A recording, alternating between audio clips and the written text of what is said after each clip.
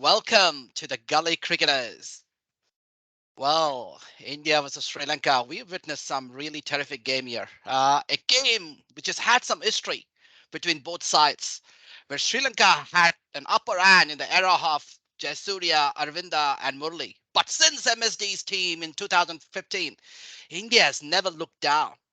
Well, recently, India gave a real drubbing to Sri Lanka in the final of Asia Cup. And they have indeed repeated that performance once again. So, if you're a Sri Lankan fan, please stay patient with your team.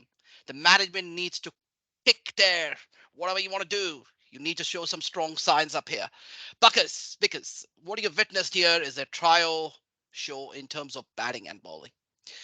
Well, what can we say? Lovely start with Sri Lanka. Had some good breakthrough with Rohit Sharma. But then came the partnership, 189 run stand between uh, Kohli and Shubman Gill. What a partnership that was. Iyer proved to the team that he's here to stay with some mighty blows. Well, Iyer, I can say he's just played some exceptional cricket yesterday.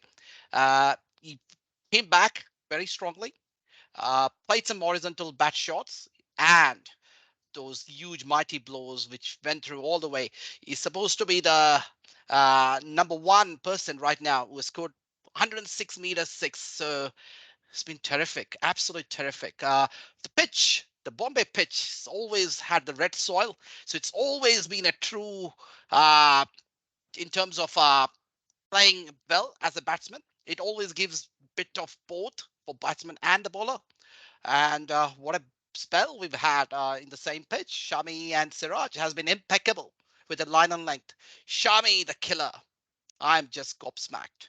Well, comes to Sri Lanka. What can I say? Yeah, well, we can keep singing praises about the Indian team. The Indian team is looking unstoppable. What is going on with Sri Lanka?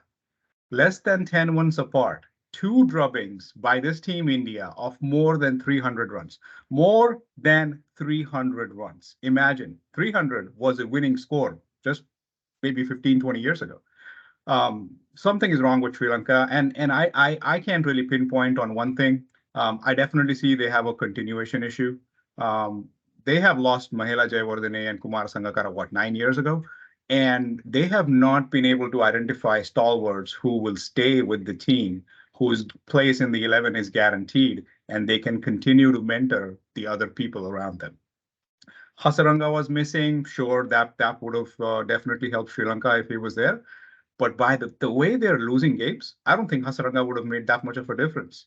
I think Sri Lanka needs to go back to the drawing board, try and figure out their strategy because many teams are forgetting how to play one-day cricket. Sri Lanka is one of them, but it's much more noticeable with Sri Lanka. Yeah, and they also had to call in Angelo Matthews, and because they faced so many injuries in the squad. And then that's one reason why some of their players who were sort of in form are not able to be there. But Sri Lankans are the blokes that Indians really like because they're so humble, down to earth. So this defeat is not going well with the Indians, and Indians would really like to see Sri Lanka come back very stronger. An interesting point to note in the game is, or in the past few games, is how people are approaching their centuries. Today, Virat was 82 of 78 balls and then got out of 88 of 94 balls. So he took 16 balls to get to those 6 runs.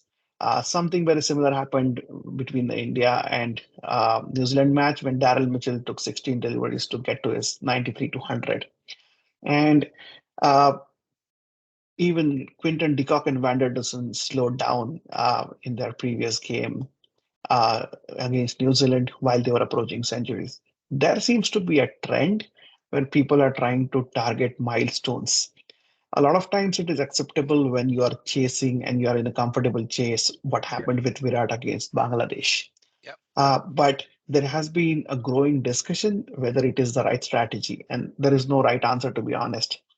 From speaking from the batsman perspective, you can say that milestones are the things that drive batsmen. So if they are blinded with respect to their scores, they are lost and then they won't score as much, or they might not be encouraged to go that harder. But from a team's perspective, it is also perceived that batsmen are putting their own milestones ahead of the team. And especially in case like Virat, where he's chasing his 49th century to equal Sachin's record, he comes more under the scanner, which is not the case. I'm pretty sure all of these batsmen are pretty much working in favor of their team. Just that tiny little aspect of slowing down has created some kind of noise in the media, and there are pundits who are talking about, hey, are you really prioritizing the team or versus your personal milestones? It's an interesting thought, and we'd like to leave you with that thought, and we'd like to hear your comments as well as to what you feel about it.